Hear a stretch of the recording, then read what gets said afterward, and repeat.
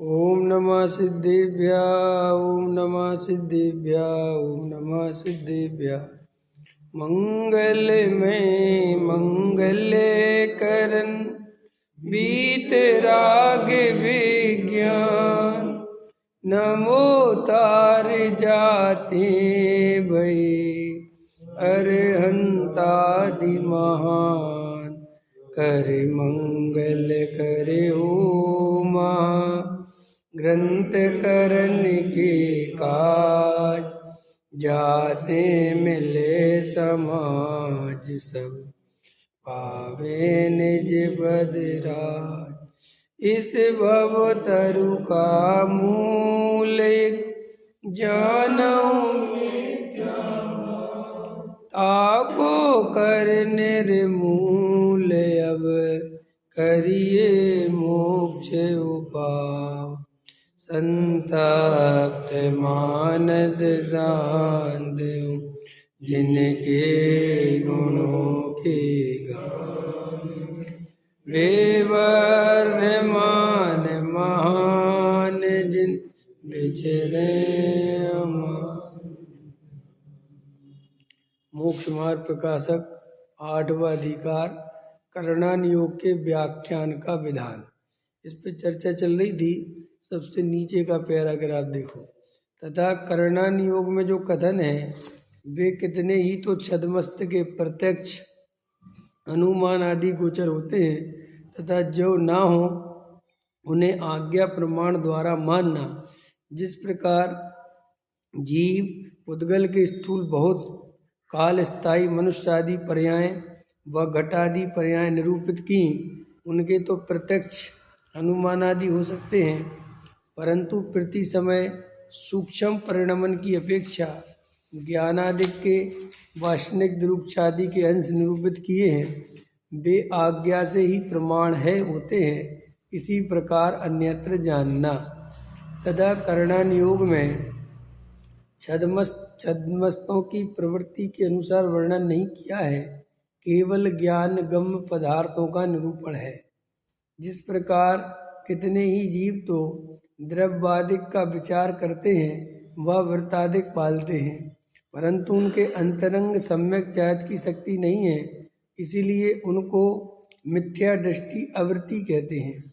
तथा कितने ही जीव द्रव्यादिक व वृत्तादिक के विचार रहित हैं, अन्य कार्यों में प्रवर्तित हैं व निद्रा आदि द्वारा निर्विचार हो रहे हैं, परंतु उनके सम्यक्तादि शक्ति का सद्भाव है, इसलिए उनको सम्यक्ति व वृत्ति कहते हैं।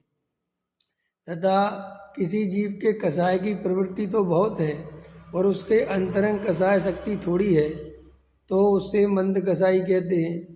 तथा किसी जीव के कसायों की प्रवृत्ति तो थोड़ी है और उसके अंतरंग कसाय शक्ति बहुत है, तो उसे तीव्र कसाई कहते हैं। जैसे व्यंतर आदि देव कसायों से नगर नाश आदि कार्य करते हैं, तथापि उनके थोड़ी कसाय शक्ति से पीतलेस्या कही, और एक इंद्रिय आदि जीव कसाय कार्य करते दिखाई नहीं देते, तथापि उनके बहुत कसाय शक्ति से कृष्ण आदि लेस्या कही है। तथा सर्वार सिद्धि के देव कसाय रूप थोड़े प्रवर्तित हैं, उनके बहुत कसाय शक्ति से असंयम कहा है। और पंचगुण स्थानवर्ती व्यापार अब्रह्म आदि कसाय रूप बहुत प्रवर्तित हैं, तो भी उनके मंद कसाय शक्ति से देश संयम कहा है। इसी प्रकार अन्यत्र जानना। अब ये करणान योग का है। अब अपन को ये समझ लो, अध्यात्म के लिए करणान योग की कितनी आवश्यकता है। अगर ये करणान योग नहीं हो तो अपन अध्यात्म की बात सिद्ध नहीं कर सकते। अभी देखो कितना कहा। अब जैसे मान के चलो एक सम्यक दृष्टि जीव है और वो विषय कसाय में बहुत प्रवृत्ति कर रहा है, समझे, खूब विषय भोगों में लगा, वो सम्यक दृष्टि है। और एक मिथ्या दृष्टि है, वो बिल्कुल व्रत पाल रहा है, संयम से रह रहा है, सब कुछ कर रहा है, खूब बढ़िया से बढ़िया जो आचरण हो सकता है वो पाल रहा है, वो मिथ्या दृष्टि है। अभी करणान योग बताता है, अध्यात्म नहीं बताता, क्योंकि करणान योग जो है वो अंदर से देखता है। केवल ज्ञान है ना, तो वो केवल ज्ञान है जो केवल ज्ञानी परमात्मा कहते हैं कि तुम इसे बाहर से मत देखो, ये बाहर से क्या कर रहा है, हमें इसका अंतरंग दिख रहा है। जैसे इतने उदाहरण दिए टोडामल जी ने कि पहला तो उदाहरण ही दिया सम्यक दृष्टि मिथ्या दृष्टि के बाहर से तुम्हें जो सम्यक दृष्टि लग रहा है वो हो सकता है कि मिथ्या दृष्टि हो, और जो तुम्हें बाहर से मिथ्या दृष्टि लग रहा है वो सम्यक दृष्टि हो, क्योंकि हमारे ज्ञान में तो वो क्रिया पकड़ में आती है। हमें क्या पकड़ में आता है? मैं रोज सुबह मंदिर आ जाऊँ, प्रक्षाल में आ जाऊँ, पूजा में आ जाऊँ, स्वाध्याय में आ जाऊँ, तो मुझे धर्मात्मा समझोगे, और मैं इन सब में नहीं आऊँ तो अधार्मिक समझोगे। हमारी मोटी मोटी पहचान है। लेकिन टोडामल जी साहब ने सर्वज्ञता की प्रमाणिकता के साथ एक करणान योग की सिद्धि करी कि भाई ऐसा बिल्कुल नहीं है। करणान योग कहता है कि सर्वज्ञ देव के, इसलिए टोडामल जी ने सम्यक दृष्टि की पहचान वगैरह पे ज़्यादा वो नहीं करा। उनने तो ऐसा लिख दिया कि देखो भाई ऐसी तो बाहर से मोटा मोटी पहचान होती है, वास्तव में तो सर्वज्ञ देव ही जानते हैं कि कौन सा जीव सम्यक दृष्टि है और कौन सा जीव मिथ्या दृष्टि, क्योंकि सर्वज्ञ देव के उसको मिथ्यात्व की प्रकृति भी दिखती है। हमें तो कुछ दिखता नहीं है। हमें तो कोई द्रव्यलिंगी मुनि है तो हमें तो वो मुनि लगता है ना, साधु लगता है, और वो हो सकता है मिथ्या दृष्टि हो, क्योंकि हमें बाहर से कुछ नहीं दिखता। तो टोडामल जी साहब ने लिखा है कि किसी के सम्यक दर्शन किसी के मिथ्या दर्शन का कुछ पता नहीं चलता है, इसलिए इन चीज़ों में ज़्यादा उलझना नहीं। कि कौन सम्यक दृष्टि है कौन मिथ्या दृष्टि है, ये बहुत इम्पोर्टेंट बात नहीं है ये कि हम दूसरे का और हमें अपना भी सम्यसन बहुत चेक करने के हम कि हम अब सम्यक दृष्टि हो गए कि अब हम मिथ्या दृष्टि हो, कुछ नहीं। अपने त्रिकाली ध्रुव ज्ञायक भगवान आत्मा की प्रतीति रखो, अपने को आत्मा मानो, शरीर से भेद ज्ञान रखो, जड़ की क्रिया के कर्ता भोक्ता मत बनो, जो ज्ञान स्वभाव है वो ही मेरा स्वभाव है, जानना देखना ही मेरा कार्य है, ऐसी प्रतीति मजबूत करो। अब साहब सम्यक दर्शन है कि सम्यक दर्शन नहीं है, तो टोडामल जी साहब कहते ये तुम्हारा काम नहीं है। तुम छदमस्त हो, तुम अपना भी कर्म नहीं जान सकते, दूसरे का भी नहीं जान सकते। तुम तो केवल ज्ञानी परमात्मा पे छोड़ दो कि वो देखे रहे होंगे जो होगा, अपना कार्य करो। तो अभी बहुत सारे लोग इस काम में बहुत उलझे रहते हैं कि फला सम्यक दृष्टि है, फला मिथ्या दृष्टि है, फला तीव्र कसाई है, फला बहुत अच्छा है। कुछ नहीं रखा इन बातों में। अपन को तो अपने त्रिकाली ध्रुव की अखंड श्रद्धा करनी है। सम्यक दर्शन होता हो रहता हो तो रहे, हमें कोई विकल्प नहीं, क्योंकि हम उसको जान ही नहीं सकते। बस दो नियम बनाओ, त्रिकाली ध्रुव की श्रद्धा चाहिए और आनंद पूर्वक जीना चाहिए। कैसे जीना चाहिए? दुख रूप नहीं, दुख में नहीं जीना, चाहे बाहर में कैसी परिस्थिति हो, आनंद में जीना। क्योंकि जो बाहर की परिस्थितियाँ मैं नहीं हूँ, इनका कर्ता भोक्ता मैं नहीं हूँ, मैं इनके कारण दुखी नहीं होऊंगा। ये सब पक्का दृढ़ श्रद्धा रखना, बिल्कुल अंदर निर्णय रखना। बहुत परिस्थिति बिगड़े, बहुत विपरीतता आवे तो बिल्कुल निर्णय रखना ये सब कर्म के उदय हैं और मैं तो इस पर्याय में ज़्यादा दिन रहूँगा नहीं, तो निकल जाएगी। और जब तक आयु कर्म है, जब तक जो कर्म है वो चलेगा सिस्टम, कुछ नहीं, कोई आकुलता नहीं करना। बहुत एक्सीडेंट हो रहे, लोग मर रहे और बहुत घटनाएं घट रही, लेकिन सब में असली निमित्त आयु कर्म है। जब तक आयु कर्म है हम मर नहीं सकते, और जब हमारा आयु कर्म नहीं रहेगा हम घर में पड़े पड़े मर जाएंगे। तो फिर क्या करें? आकुलता नहीं करना, आनंद से जीना। तो फिर आपने कल तो समझाया था, वो तो संसार की क्षणभंगुरता समझाई कि संसार की क्षणभंगुरता है, ज़्यादा सोचने समझने के लिए ताकत मत लगा, पर द्रव्यों के चिंतन में ज़्यादा समय खर्च मत करो, वो ये समझाया था। लेकिन कोई डरने लग जाए, भय खाने लग जाए, अरे मैं हाईवे पे जाऊंगा तो मर जाऊंगा, मैं एरोप्लेन में बैठूंगा, ऐसे ऐसे, ये तो मिथ्यात्व का लक्षण है। कि क्यों?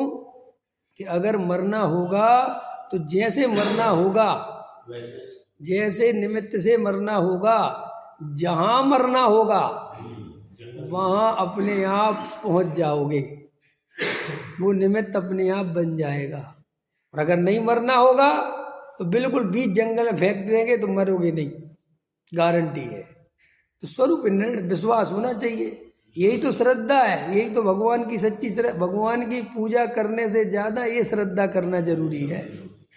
भगवान की पूजा एक बसर रह जाए, लेकिन ये श्रद्धा नहीं टूटनी चाहिए कि सर्वज्ञ देव ने जिस द्रव्य का जैसा परिणमन अनंत काल पहले अपने केवल ज्ञान में देखा है या देख रहे हैं, वैसा ही परिणमन होना है। चाहे मैं हूं, चाहे आप हो, चाहे पुद्गल हो, चाहे धर्म हो, चाहे धर्म हो, कोई कुछ करता धरता नहीं है। सब द्रव्य स्वतंत्र हैं और सबका परिणमन अनादि अनंत सुनिश्चित है। ऐसा जानकर अपने स्वरूप में रमण करो, अपने त्रिकाली ध्रुव की श्रद्धा करो। तो कोई ऐसा प्रश्न करता है कि ऐसी बात है तो जब श्रद्धा होनी होगी हो जाएगी। ठीक बात है भैया, जब होनी होगी हो जाएगी। तो आप क्यों बोल रहे हैं? हमारा बोलना भी निश्चित है, किसी को इसी निमित्त से होनी होगी तो हो जाएगी, नहीं होनी होगी तो वो ऐसे ही प्रश्न करेगा कि अभी नहीं करते हम। तो ठीक है, अभी तुम्हारी काल लब्धि नहीं आई। कई लोगों को लगता है ना हमें जब मोक्ष जाना होगा जाएंगे हम, क्या तो ठीक है, ऐसा तुम्हारे मन में विकल्प आया कि जब जाना होगा जाएंगे, हमें कोई मतलब नहीं। इसका मतलब अभी जाना नहीं है। अगर तुम्हें जाना होता तो तुम ऐसा स्वरूप सुन के तुरंत अपने त्रिकाली ध्रुव की श्रद्धा करते, तुरंत अपने ज्ञायक भगवान आत्मा की दृष्टि करते। इसलिए तुम उसके भी करता नहीं हो। अगर वो होने योग होगी दृष्टि तो तुम कर लोगे, नहीं होने योग होगी तो नहीं करोगे। तुम्हें फिर ऐसे ही विकल्प, और देखो नहीं होने के लिए जो विकल्प चाहिए वे आएंगे। कौन से विकल्प आएंगे नहीं होने के लिए? नहीं होने के लिए कोई विकल्प आएंगे? ये विकल्प आएंगे, अरे सर्वज्ञ ने जब देखा होगा तब होगा, अभी खाने पीने दो, अभी घूमने दो, अभी मस्त है। तो ऐसे विकल्प आएंगे, हमें अभी कोई मतलब नहीं है। अरे अब आपने बता दिया जब होना होगा तो होगा, अब ठीक है। तो इसका अर्थ है कि अभी तुम्हारी काल लब्धि नहीं आई।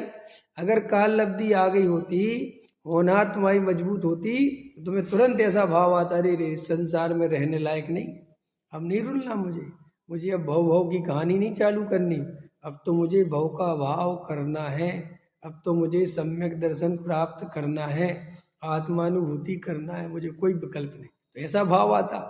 तो जिनको ऐसा भाव आया उनकी होनहार भली है, उनका भाग्य जग गया, उनका मोक्ष आ गया, सब निकट हो गए, मोक्ष पर निकटवर्ती हैं। और जिनको विपरीतता आती है, देवशास्त्र गुरु स्वाध्याय तत्व विचार आदि में मन नहीं लगता, वो इस बात की निशानी है कि अभी काल लब्धि नहीं पकी। सो दोनों के लिए सर्वज्ञ देव तो बिल्कुल परेशान नहीं होते। सर्वज्ञ देव तो भव्य अभव्य सब जीवों को देखते हैं, सबके बारे में उनको ख्याल में है। उनको ये भी दिखता है कि अभी इसकी काल लब्धि नहीं आई तो कैसे करेगा ये बात। इसलिए बिल्कुल निर्णय करो। तो दोनों ये क्या कह रहे हैं कि अपने को ये सम्यक दर्शन मिथ्या दर्शन, ये सम्यक दृष्टि, ये मिथ्या, इन बातों में नहीं उलझना चाहिए। समझ में आया रमेश जी? इनमें नहीं उलझना। कोई कहे जो सम्यक दृष्टि होंगी, हमें क्या दिक्कत है? कोई कहे कि जो मिथ्या होंगे, क्योंकि हमें कुछ भी पता नहीं, हम छद्मस्त हैं।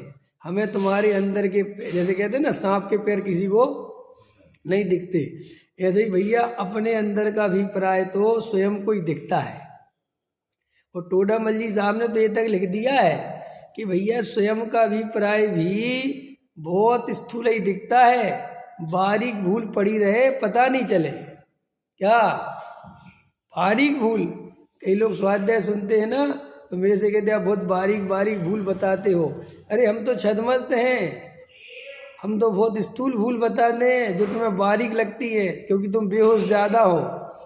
सर्वज्ञ देव से पूछो तो ऐसी भूल बतावे कि तुम्हें क्योंकि क्या है ये समझ में? क्योंकि उनको तो आता हुआ कर्म दिखता है बाकायदा।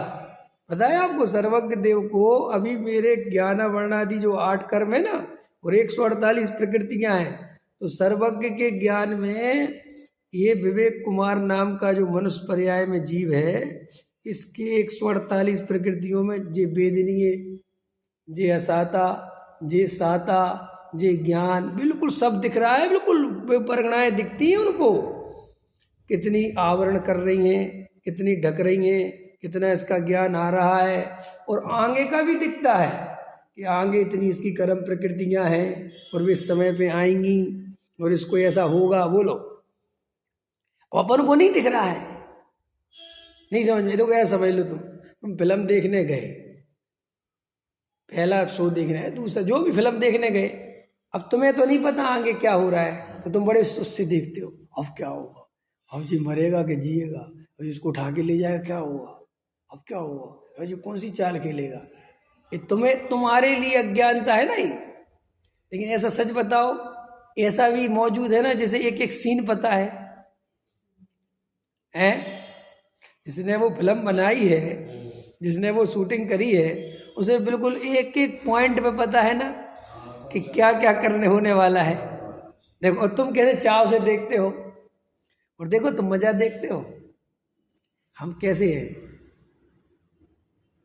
अगर कोई नई फिल्म आई हो और हम अगले दिन या 2-4 दिन देखने जाने वाले हों और कोई देख के आया हो, तो वो कहे, उससे अपन पूछते और कैसी है, तो वो कहता बहुत बढ़िया है।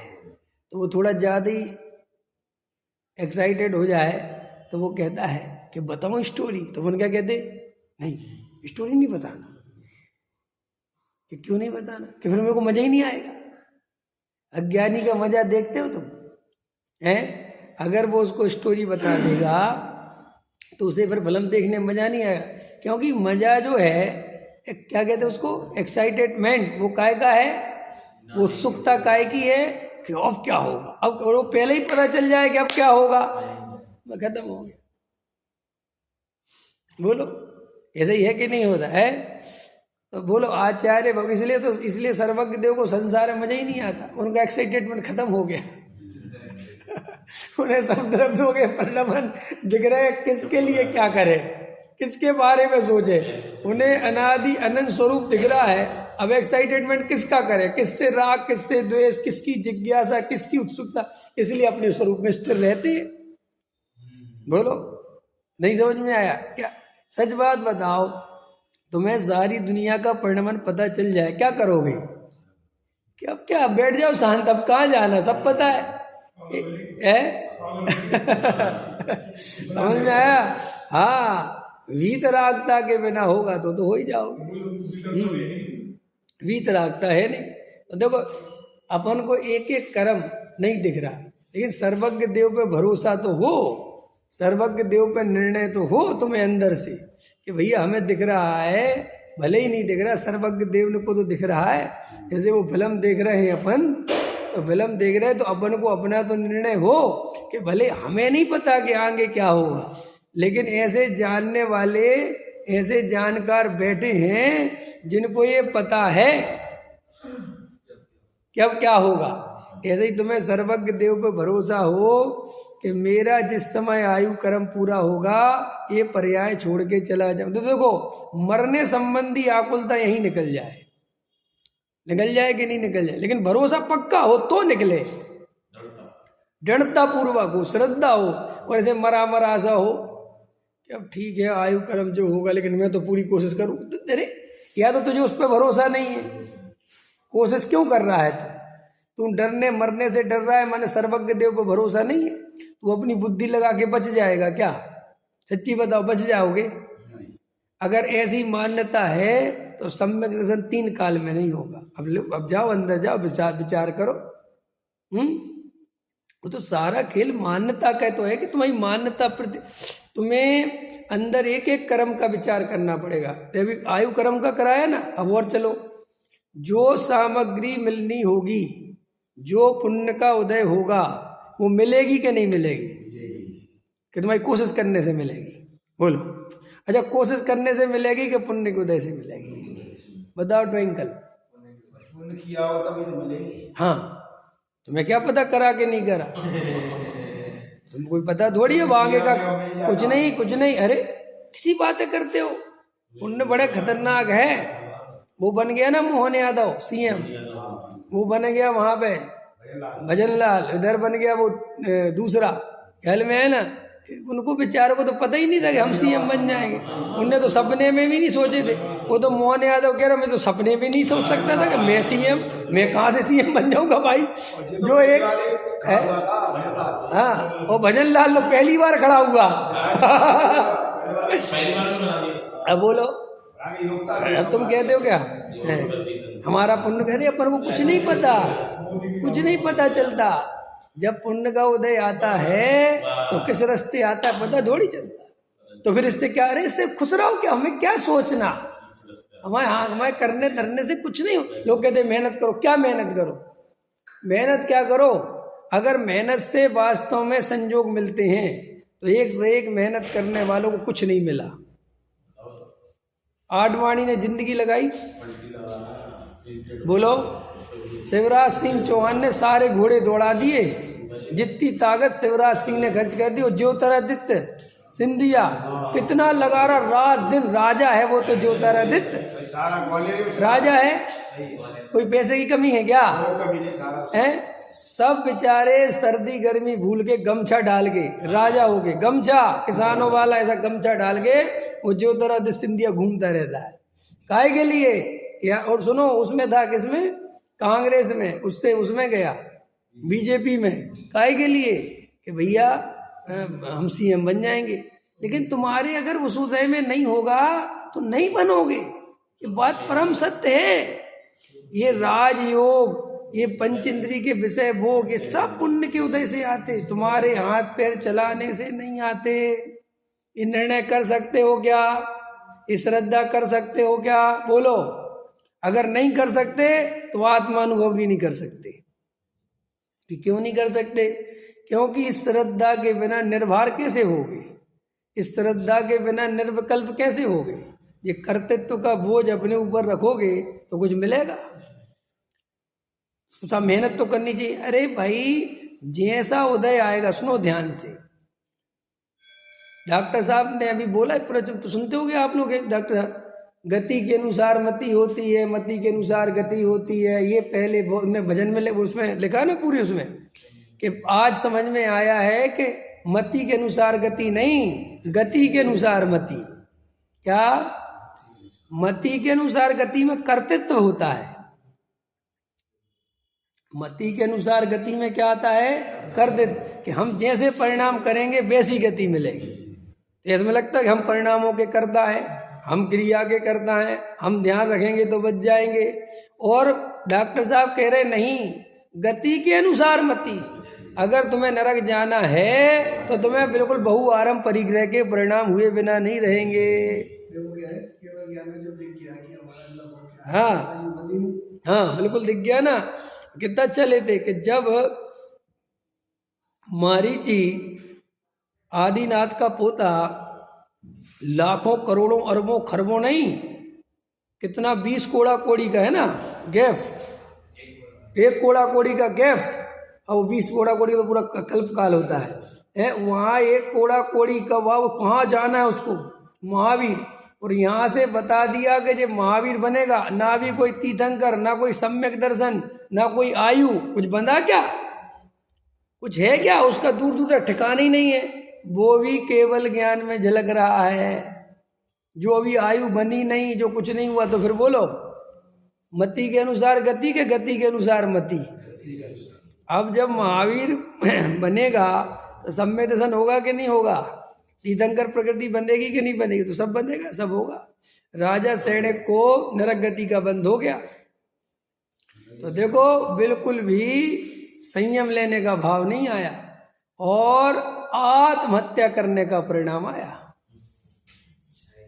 हाँ, ये देखो, सब नारायण जी प्रति नारायण जितने होते हैं, एक तीर के लगत कृष्ण की बिनस गई गाया। पानी मांगते मांगते मरे कृष्ण। प्यास प्यास माने आर्द्रोध्यान, नरक जाना। ये सारा सिस्टम है बिल्कुल। ये लड़ मर के मरते हैं, जो नारायण प्रति नारायण एक दूसरे को मार मरू के मरते हैं। ठीक है, तो और देखो उसके बाद मोक्ष जाना है इनको। ये नरक के बाद निकल के मोक्ष जाना है सबको। अभी सब रावण, नरक, लक्ष्मण सब जाने वाले हैं मोक्ष। अभी बोलो, गजब का व्यवस्था है कि भैया तुम कोई करता धरता नहीं हो, तुम आनंद पूर्वक आत्मा का ध्यान करो, वेद विज्ञान करो। ये साहब वेद विज्ञान जब होना होगा होगा, बिल्कुल ठीक, हम खुद कह रहे हैं जब होना होगा तब होगा। हम तो नहीं कह रहे करता हो, तो ठीक है हम तो नहीं करते, बिल्कुल ठीक। इसका मतलब अभी तुम्हारा काल नहीं पका। अगर काल पका होता तो तुम करते। डॉक्टर साहब कहते थे कि क्रमबद्ध पर्याय पूज्य गुरुदेव श्री ने ऐसा रामबाण निकाला कि जिसका कोई इलाज नहीं दुनिया के पास, विरोध के रूप में कोई काट नहीं उसकी। क्रमबद्ध पर्याय को कोई क्योंकि क्रमबद्ध पर्याय की काट करते हो तो पूरा आगम की काट हो जाती है, पूरा आगम ही गिर जाता है। बोलो, हैं। और बहुत अपने विरोधियों ने बहुत क्रमबद्ध पर्याय पे अपनी बुद्धि लगाई कि इसका पुरुषार्थ का क्या होगा, पुरुषार्थ का क्या होगा, पुरुषार्थ का क्या होगा, क्या होगा। अरे वैसे ही पुरुषार्थ होगा जैसे ही तेरी गति होनी होगी। तू सोचता क्या है? अगर साहब ऐसे तो अपन हाथ पे हाथ रखे रहेंगे तो बन गए करोड़पति।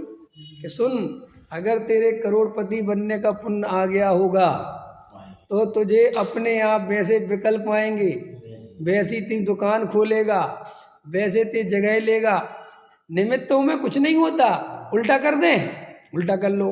अगर तुझे फकीर बनने का उदय आ गया होगा तो तू वैसे ही दुकान लेगा, वैसे ही कपड़ा अभी कह रहे थे कि हाँ बढ़ने में भी और घटने के। क्यों?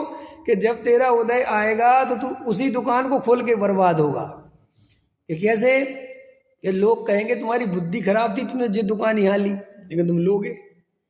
और लोग कहेंगे कि तुम्हारी बुद्धि खराब थी जो तुमने कपड़ा भरा, देखना, क्योंकि अभी तुम बर्बाद हो। अब उल्टा करो, अगर तुम्हारा पुण्य का उदय आना है तो वो ही दुकान, वो ही कपड़ा, तो लोग कहेंगे यार तूने बड़ा दिमाग लगाया, क्या गजब यार, गली के अंदर दुकान लिया, कोई सोच भी नहीं सकता था कि चलेगी, तुमने गजब का सोचा। अब मन मन में तो वो भी सोचता कि सोचा तो मैंने भी कुछ नहीं था, भाई ले ली।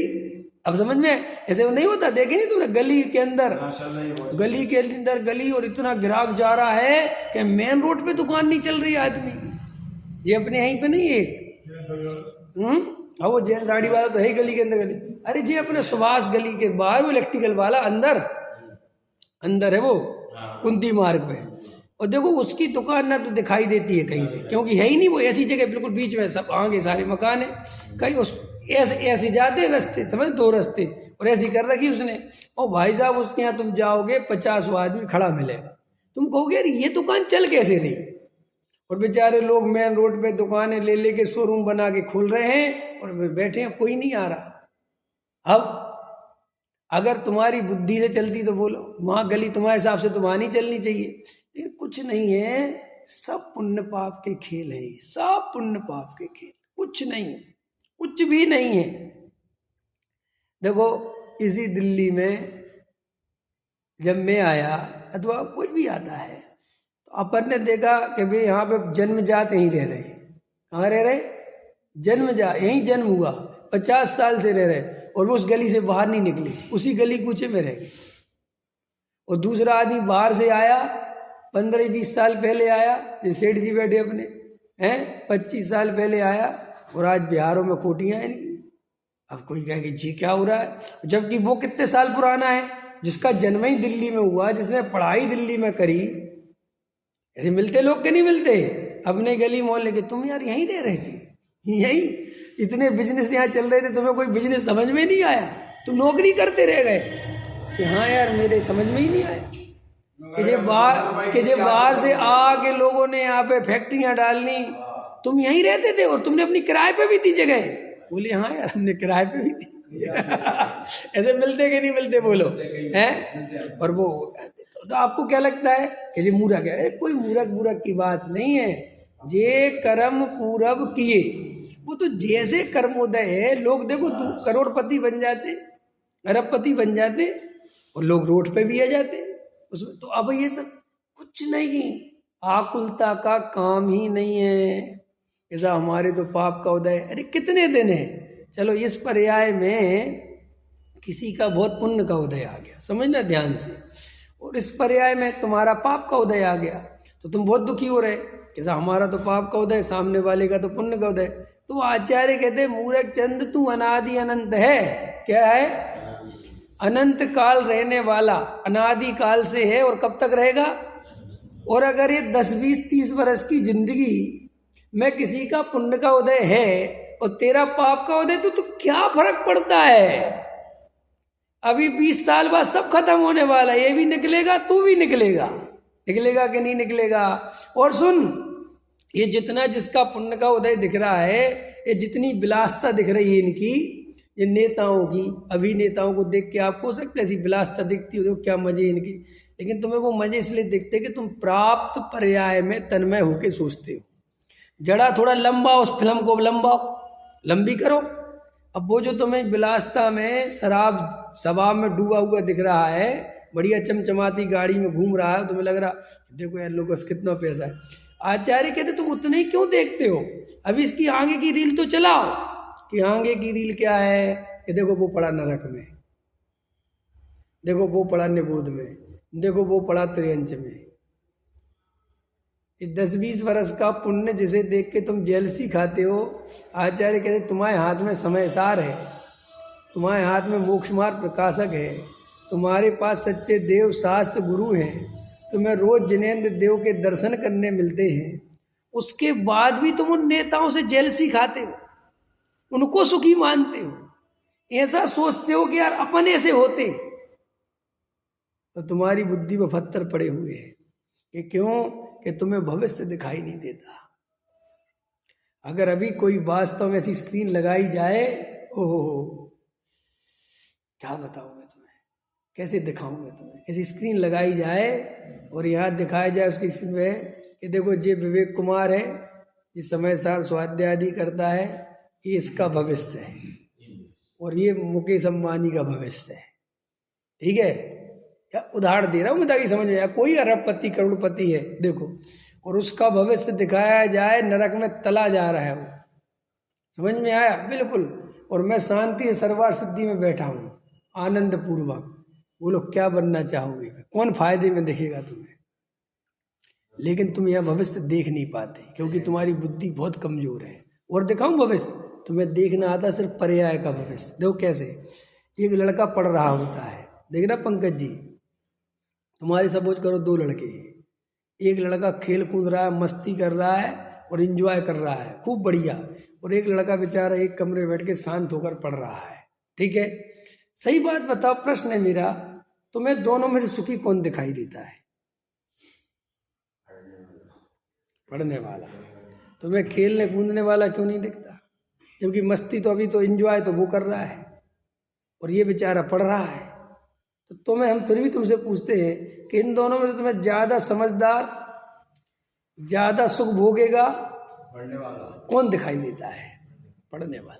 क्योंकि तुम इस पर्याय संबंधी इतना ज्ञान तो रखते हो कि ये जो पढ़ लिख रहा है इसका भविष्य बहुत बढ़िया होने वाला है, और ये जो खेल कूद रहा है इसका भविष्य बहुत बुरा होगा। इतना तो ख्याल में आचार्य ऐसे ही अपने को समझाते हैं कि तू इतने ही भविष्य क्यों जानता है, हम तुझे अनादि अनंत वाला भविष्य बताते हैं।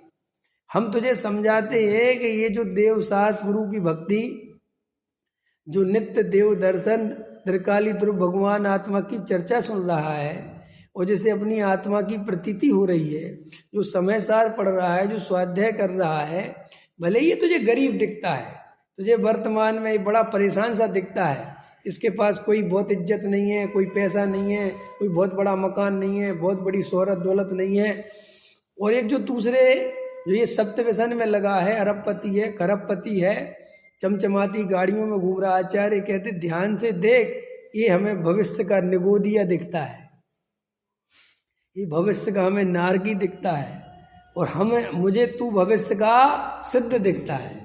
बोल खुश होना चाहिए कि नहीं होना चाहिए? अब दुखी होना चाहिए, अब परेशान होना चाहिए?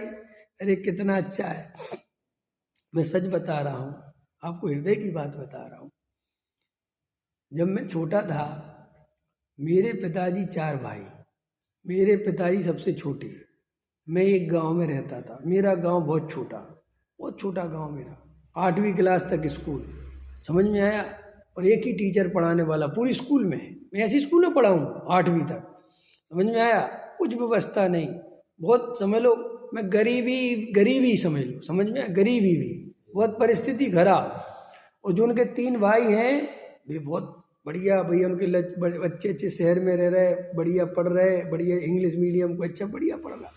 तो मैं मन ही मन सोचता था कि मैं कितना पापी हूँ, मैंने कितना पाप कर्म करा, मुझे अच्छा जगह, अच्छे माँ बाप, बढ़िया चीज़ें नहीं मिली, ऐसा सोचता था। और जब भी वहाँ जाता था कभी शहर, तो उनके सब बढ़िया देखता था, उनके पास एक से एक खिलौने, एक से एक बढ़िया, अपने भैया देख के अपना आ जाता था। और जब मैं पढ़ता रहा तो मैं कब तक लगता रहा, मैं तुम्हें वो बताना चाहता हूँ मैं तुम्हें। जब मैं 12वीं तक पढ़ता रहा तब तक भी मुझे लगता रहा, कितनी क्लास पास कर ली, 18 साल का हो गया मैं, और 18 साल का हो गया तो मन में एक ही बात चलती थी, कैसे भी करके पैसा कमाना है मुझे, कैसे करके निकलना, करता जो भी है वो विकल्प चलते हैं। तभी मैं सोचता था कि मैं भाग्यशाली हूँ। लेकिन जब मैं ये त्रिकाली ध्रुव भगवान आत्मा की बात सुनी, जब मैं स्वयं भगवान में ये बात सुनी, और जब मेरा जयपुर में एडमिशन हो गया और जब मुझे धर्म मिल गया, उस दिन से मुझे ऐसा लगा कि दुनिया में मेरे से ज़्यादा भाग्यशाली अब कोई नहीं है। और अच्छा हुआ मेरे माँ बाप ऐसे ही हैं। अगर मेरे माँ बाप पे बहुत पैसा होता, कोई शहर में रहते, तो हम ये काहे को आते यहाँ पढ़ने के लिए, क्यों करते ये सब? ख्याल में आया कि नहीं आया? और बेईज उनके बच्चे थे, समझ में आया? आज मैं उनको देखता हूँ, ख्याल में आया? कोई गुटखा खा रहा है, कोई सिगरेट पी रहा है, कोई शराब पी रहा है, समझ में आया कि नहीं आया? और कोई गृहीत मिथ्या दृष्टि है यहीं पे, तो कोई क्या, सब रही गृहीत मिथ्या दृष्टि, एक आध की तो छोड़ो, सारे ही के सारे। तो अब बोलो, अब तुम्हें चूंकि अब पूरा भविष्य दिख रहा है, अब विवेक कुमार भी दिख रहा है, लेकिन उस समय तुम्हें कौन भाग्यशाली दिख रहा था? है देख रहे? एक बार एक बहुत अच्छी घटना कहानी है। एक औरत की 3 लड़कियां थी। कितनी लड़कियां थी? और वो औरत रास्ते में जा रही, 3 बच्ची थी, एक 5 साल की, एक 7 साल की, एक 9 साल की, ऐसा समझ लो, ठीक। और 5 साल की, 7 साल की और 9 साल की कहानी कहती है कि उसकी माँ का और बाप था नहीं, और एक्सीडेंट हो गया, माँ मर गई, और तीनों लड़कियां उस लाश के पास बैठी हुई है। तो वो जो ऊपर से आता है ना, वो काल, क्या बोलते हैं उसे लोग, बोलते हैं ना, यमराज आता है ना, तो यमराज ने अपना आदमी भेजा लेने के लिए, चित्रगुप्त बोलते उसे, कि जाओ ये ले आओ उसको, एक नीचे मर गया। सो वो गया चित्रगुप्त, और चित्रगुप्त ने वो दृश्य देखा, उसे तो बड़ा दुख हो गया। उसने कहा बताओ यार, ये तो बहुत ही कष्टकारक है, समझ में आया कि नहीं आया? तो इतना कष्टकारक लगा उसे कि उसे ऐसा भाव आ गया कि मैं तो उसे जिंदा कर देता हूँ, मैं तो इसको नहीं ले जा रहा, इसकी 3 बच्चियों का क्या होगा? ख्याल में आया ना? लेकिन भाई नियम से तो बंधा हुआ था, इतना विकल्प आया, तो उसको क्या है कि समझ लो 10:11 पे उसको ले जाना था, और वो 1 मिनट उसको विचार करने में लग गया, तो वो 10:12 पे लेके गया। तो यमराज ने पूछा, दे 1 मिनट की लेट कैसे हो गया? बोले साहब थोड़ा सा ना ऐसा वो आ गया। बोले इसकी सजा मिलेगी तेरे को, अब तुझे 1 साल पृथ्वी पर रहना पड़ेगा, और अपने ऐसा रूप धारण करना कि कोई पहचान नहीं सकना चाहिए। समझ में आया कि नहीं आया?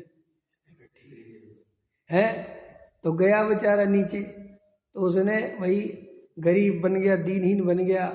तो वहाँ से एक मोची निकला, तो मोची ने कहा एक काम करेगा? बोले साहब रोटी वोटी दे दो तो कर लेंगे। बोले चल, उसे ले गया, उसे बोल बना जूते, लग गया बेचारा। तो भाई वो चित्रगुप्त था, तो उसने तो इतने सुंदर सुंदर जूते बनाना चालू करे कि वो तो नगर में भैया जूते बिकने लगे, बड़े प्रसिद्ध हो गए उसके जूते।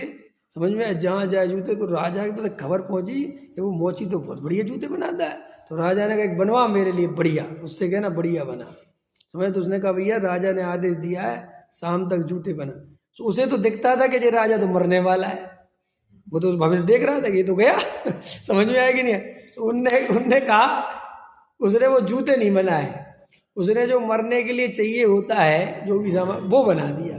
तो वो एकदम आया, एकदम तेज, बोले जूते तैयार है? बोले जूते नहीं है, ये तैयार है। बोले क्या पागल हो गया तू, मार डालेगा राजा? बोले चिंता मत कर। शाम को खबर आई कि राजा मर गया है और वो चीज़ चाहिए अर्जेंट में जो उसने बनाई थी। तो भैया वो लेके गया, तो उसको बड़ा वो लगा कि यार ये कौन है अपने यहाँ, समझ में, इसको सब पता है। तो वो तो वहाँ से जब तक लौट गया है वो तो गायब हो गया। तो वो सजा काट के ऊपर चला गया, 1 साल की सजा हो गई। तो वहाँ ऊपर गया तो बोला महाराज सजा काट ली। बोले अभी नहीं हुई पूरी, अब तू जिन लड़कियों की चिंता कर रहा था उनके बारे में नहीं जानना तुझे क्या हुआ? बोले जा अब उनको देख के आ। तो देखो कहानी फिर उसने लगाई, समझ लो स्क्रीन लगाई, टच करा, देख क्या हुआ था। वे 3 लड़कियां थीं, ठीक है, गरीब की थीं, बड़ी परेशान थी, माँ उनको भरपेट खाना भी नहीं दे पाती थी, और वो माँ मर गई। तो तुम्हें क्या लग रहा है कि कितनी दुखद घटना घट गई? उसने कहा ये ही इनके पुण्य का उदय था। एक को ब्राह्मणी ले गई, एक को राजपूतनी ले गई, और एक को कोई बनिया वाली लड़की, वो तीनों की वहाँ महलों में रह रही हैं। समझ में आया कि नहीं आया? देख तीनों की कितनी बढ़िया जिंदगी है। तो उससे कहानी ये कहती है तुम्हारे सोचने से दुनिया नहीं चलती है, तुम सोच ही नहीं पाते कि तुम्हारे जीवन में क्या होने वाला है। इसलिए तुम डरो मत, कुछ में हो सकता है ये जो तुम्हारे जीवन में तुम्हें आज दुखद दिख रहा है यही महासुखद रूप फलेगा, और जो तुम्हें आज सुखद दिख रहा है ये महादुख के रूप में फलेगा। इसलिए अपनी कल्पना करना बंद कर दो और जो जैसा होता है उसको स्वीकार करते चलो। और हालांकि हिंदुओं में तो बोलते जो तेरी मर्जी वो मेरी मर्जी, समझ में आए? हमारे यहाँ मर्जी शब्द नहीं है, लेकिन हम ये तो बोल ही सकते हैं जैसा केवल ज्ञानी ने देखा है वही मेरे को मंजूर है। बात वही है, जो तेरी मर्जी वो मेरी मर्जी, फर्क तो कुछ पड़ता नहीं है। जो तेरी मर्जी वही में, जिसने ऐसा स्वीकार किया उसको अब संसार में कोई दुखी नहीं कर सकता। जिसने सर्वज्ञता पे सच्चा विश्वास किया, सच्ची श्रद्धा करी, उसके भय आकुलता सब निकल जाता है। तो देखो भाई, थोड़ा अपने को अनादि अनंत देखना सीखो। कैसा देखना सीखो? ये प्राप्त पर्याय से बाहर निकलो। इतनी पर्याय अकेले जितने हम नहीं हैं, ये 10-20 वर्ष की जिंदगी हमारी जिंदगी पूरी जिंदगी नहीं है। अभी तो एक छोटा सा समुद्र में बूंद, गलत है, समुद्र में क्या कहा मैंने? बूंद। ये बैठता नहीं उदाहरण, जितने भव हैं उसके सामने मनुष्य भव बूंद कहना बैठता नहीं है। इतने भव हैं तो फिर क्या कहें? बूंद का भी अनंत भाग है ये मनुष्य पर्याय, जिसके लिए अपन इतना आर्त रोध ध्यान करके बैठे हुए। आचार्य कहते काय को कर रहे हो आर्त रोध? पैसा, मकान, दुकान, इनकी चिंता, इनका चिंतन, इससे वहाँ कुछ नहीं होता। और सुनो, वहाँ होता तो कुछ नहीं, वास्तविकता तो ये है कि ऐसा चिंतन करने से और विशेष कर्म बनते रहते हैं।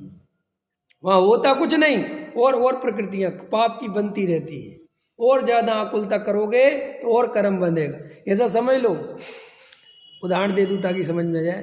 तुम्हारा 5 किलो पुण्य का उदय आना था, वास्तव में आना था उदाहरण के लिए, और तुमने आर्त रोध ध्यान करके उसी पुण्य की चिंता कर करके वो पुण्य 50 ग्राम बचा।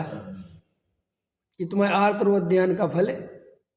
जी जी जी बिल्कुल। कभी जी बहुत महिलाएं जल्दी रोने लगती हैं, बहुत छोटी छोटी चीज़ों में इष्टनिष्ट बुद्धि करती हैं। कर्म बिल्कुल, इससे क्या होता है, कर्म प्रकृतियाँ हीन होती चली पुण्य की, और पाप की प्रकृतियाँ बलवान होती चली जाती है। ये आर्त रोध ध्यान बिल्कुल नहीं करना चाहिए, अपन को तो बिल्कुल नहीं करना चाहिए। क्यों? कि अपन को सर्वज्ञ देव मिल गए ना, वीतराग की वाणी मिल गई ना, अपन को क्या चिंता करना, अपन को निर्णय होना चाहिए। अरे एक गरीब मजदूर जिसके कल खाने को नहीं है, जिसके कल का सोने का ठिकाना नहीं है, और बच्चे उस पर 4-4, ऐसी बात नहीं है कि बच्चे भी नहीं है। बोलो, मैं कल यहाँ जा रहा था तो एक खेल दिखाने वाला अपनी लड़की को ऐसा खंबा लगा रखा था उसने, और उस बेचारी की 10-12 साल की बच्ची हो गई, वो बेचारी डंडा लेके उस पर चला रहा था। समझ में आया? मैं तो देखता हूँ ना तो मुझे तो बड़ा भाव आता है, मैं खड़े होकर जरूर देखता हूँ इन बच्चों को, देखो कैसे। अब देखो, और उससे जाके बात करो कि कहाँ रहते हो, कहाँ घर है तुम्हारा? कहता कहीं नहीं, बस जहाँ रात जगह मिल जाती फुटपाथ पे सो जाते हैं, दिन भर खेल दिखाते हैं। अब उसके चेहरे को देखो आप, मस्त है, हंस रहा है, खुश है, स्वीकार है कि क्यों तुम्हें दुख नहीं होता, तुम आकुलता नहीं करते, परेशान नहीं होते, कल की नहीं सोचते। कहता क्या सोचना, अब भगवान ने यही लिखा है, उसे भगवान की लिखी हुई पे भरोसा है, हमें नहीं है। जबकि सुनो, उसका लिखा हुआ झूठा है। क्यों? कि वो सर्वज्ञ देव के भरोसे नहीं है, वो तो रागी देसी देवताओं के भरोसे। हमें तो सर्वज्ञ देव मिल गए, केवल ज्ञानी परमात्मा मिल गए, हम इन पे भरोसा नहीं कर पा रहे हैं। ये बड़ा, राजेश जी, बड़ा गजब विडम्बना ही है, विडम्बना है। तो तुम आज देखो जितने जे वृद्ध आश्रम खुले हुए हैं, क्या बोलते थे, ओल्ड एज होम क्या बोलते हैं आजकल, हैं? वहाँ तुम जाओगे तो सब संपन्न परिवारों के माँ बाप हैं, गरीबों का एक भी नहीं है। गजब की बात है, होने तो चाहिए गरीबों के ना। माँ बाप किसके होने चाहिए? गरीबों के होने चाहिए कि अमीरों के होने चाहिए? तुमसे ही पूछता हूँ भाई। जिसके बेचारे के रोटी नहीं है खिलाने को, वो अपने माँ बाप को आश्रम में छोड़ गया तो बात समझ में आती है। उल्टा जिनकी कोठियाँ बनी है, जिनके सब कुछ है, बच्चे बेचारे वृद्धाश्रम में रह रहे। तो ये कैसी दुनिया है? ये क्या सिस्टम है? ये दुनिया ऐसी है कि तुमने बच्चों को जितना मुँह से पाला और जितना नाजुक तरीके से पाला और जितना उनका ध्यान रखा, उतने ही वैल्यू तुम्हारी कम, कुछ काम के नहीं तुम, क्योंकि तुमने सारा पुण्य बच्चे ही में खर्च कर लिया, मुँह में ही खर्च कर लिया। और ये तुम देखो जाट गुर्जर या अन्य जाति के, पता है अपने बच्चों से कैसे बोलते थे? सुन, दबा के धर दूंगा ये उठा के, तो ढंग से बोलते ही नहीं वे शुरू से। समझा क्या कर रहा था? इतने डरते हैं अपने माँ बाप से, वे इतनी इज्जत करते हैं, नहीं समझ में आया? और वो बड़ी सुनते हैं और बुढ़ापे तक सेवा करते हैं। और यहाँ पे अपने जैनी या जो भी है, अच्छे परिवार के लोग अच्छे स्कूलों में पढ़ाते हैं, सब कुछ भेजते हैं, पैसा देते हैं, बढ़िया व्यवस्था बनाते हैं, खूब शादी विवाह करते हैं, सारी जिम्मेदारी निभाते हैं, और भाई बच्चे कोई वैल्यू नहीं करते। गजब का सिस्टम है भाई। और देख लेना आके खोल के, जितना तुम्हें देखना हो तुम देख लेना, कोई चिंता नहीं करते भैया। तो फिर हम क्या करें? अरे तुम भी इतनी चिंता मत करो संयोगों की, और फिर इसलिए तुम्हें ज़्यादा दुख होगा क्योंकि मोह तुमने ज़्यादा पाला। अगर मोह कम पालोगे और कल के दिन वो तुम्हारी सेवा नहीं करेगा तो तुम्हें दुख तो नहीं होगा, मरोगे तो नहीं आकुलता में। तो थोड़ा सा अपने को अनादि अनंत देखो। क्या देखो? कि मैं एक भैया, ये वर्तमान पुण्य पाप से मेरा भला बुरा होने वाला नहीं है। क्या एक बार बताओ, मेरा भी बहुत पुण्य का उदय आ जाए और मैं सुपरस्टार बन जाऊं, मैं एरोप्लेन मेरे घर में लग जाए, सब कुछ हो जाए, कितने दिन? प्रश्न एक किया करो, कितने दिन चलेगा ये देह कितने दिन टिकेगी? बोलो तो 20 वर्ष, 30 वर्ष, 40 वर्ष, बस खत्म।